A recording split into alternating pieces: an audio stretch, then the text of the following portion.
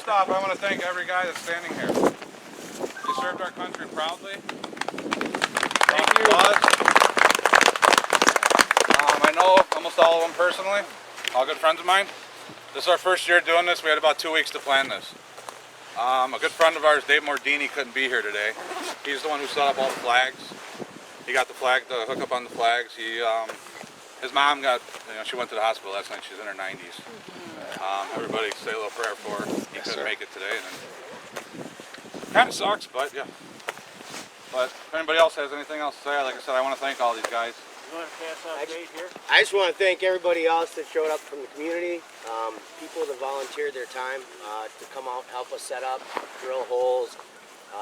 People that came last night to help, drilling flags. It was just, it takes a village. So we really appreciate the support, community. It says a lot about all of you, and we appreciate it. I think I can say that for all of us.